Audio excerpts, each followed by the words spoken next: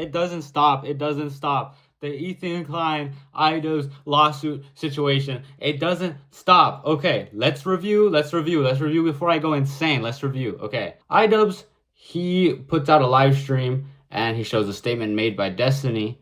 It's okay. So I do want to say I don't agree with what's being said in this comment here. But I'm putting it on screen because I think it should be addressed because it's a big, bold accusation that's very fucked up. Also, I will say that I think Ethan Klein is terrified of this guy. So it's just kind of like legit. It is to me, it's super funny that he has so much smoke for everyone that he thinks he can bully, but the person that he's fucking terrified, he just keeps very overtly running from. Now, this statement was used as a way to formulate an argument against Ethan. It was not a way to say that Ethan Klein is actually a pedophile. It was more so a way to formulate an argument like, yo, stop beefing with like Denims and Hazan. Go beef with Destiny a little bit. Whether or not you agree with his argument, that's the point of the segment that iDubbbz did. Then, Ethan Klein, big mad about this, threatens to sue iDubbbz. He sends him cease and desist. iDubbbz apologizes like twice, once on the live stream and then once on the big main YouTube channel. And then Ethan Klein then states that he's going to just be like, okay, I'm going to drop the lawsuit now. So everybody, you know, happy ending, happy ending. But then iDubbbz comes out with a live stream saying Ethan Klein is still going to sue him. Right, the lawyers are all happy now because the lawyers they're making money off of Ethan, they're making money off of Ian, they're all happy. Time for the lawyers. Bad time if you're iDubbbz. Bad time if you're iDubbbz. Number one, Ethan Klein has not dropped the lawsuit. Number two, we've been actively dealing with it for the past couple of months. So then Ethan Klein then comes out, kind of vague posts, being like, yo, like, nah, we're actually just like discussing a few things before the lawsuit is dropped. Oh, I guess I'll just comment on this because I see iDubbbz said I am not dropping the lawsuit. And well, listen, it's a bunch of technical bullshit. It's just we're in negotiating the terms of the settlement still. And that's it. I don't know. It's what it is. You know what I mean?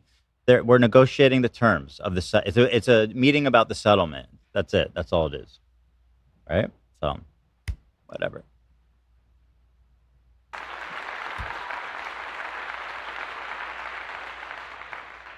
Anywho, and then Anisa and Ian kind of also vague post response where they're like, yo, actually this could actually really go to like the actual real court. We have court dates settled, so no, it's not just discussion about dropping the lawsuit and blah blah blah blah. Basically, in relation to the Ethan lawsuit stuff, it is our application to enforce, and if the judge does not side with us, then the lawsuit continues. I think it was kind of clear that Ethan Klein was obviously trying to get something out of them instead of just dropping the lawsuit, because if he would have just dropped the lawsuit, there would be no need for negotiations. So yes, Ethan Klein did clearly want something, and yes, Ethan Klein didn't actually drop the lawsuit like he said he would. And now some information has come up that has revealed more documents and paperwork in the lawsuit. This show what Ethan Klein was actually looking for and what he was actually trying to do. Ethan Klein was trying to get another apology, but also kind of have iDubbbz condemn certain behavior online. But it appears like iDubbbz did follow through with that request to a certain degree on his live stream. For like the H3 podcast, I was definitely getting sucked into the cycle, the sort of the bad parts of like online, the ugly parts of like online discourse. You know, and I really don't want to be a part of that. And it felt bad that I felt bad that I was, you know, engaging in that. And you stoop to their level. That's one way of putting it. And this statement, people think, is seemingly made because of the lawsuit. and not really from iDubbbz's actual like voice and opinion. It seems like something he was legally obligated to do. However, the main thing that is being discussed is that iDubbbz did not directly use the word snark, which snark is something that Ethan Klein has like a big hatred for. He hates his snark subreddit. He hates snark reddits in general, which is funny because in the past he owned the Trisha Paytas snark subreddit, and he also frequently visits the iDubbbz snark reddit. So to join. Well, I got to request access now. Love said he secured Frenemies 12, so we're safe. Okay. We got wait. Frenemies 12 is us. Yeah, we got it. Let's go. Go to Frenemies 12, people. Since Frenemies 2 is closed. Frenemies 2 was like home base. You know what I mean? Why have they done this? little hypocritical there, Ethan, but oh, all right. Okay, Ethan, as they say.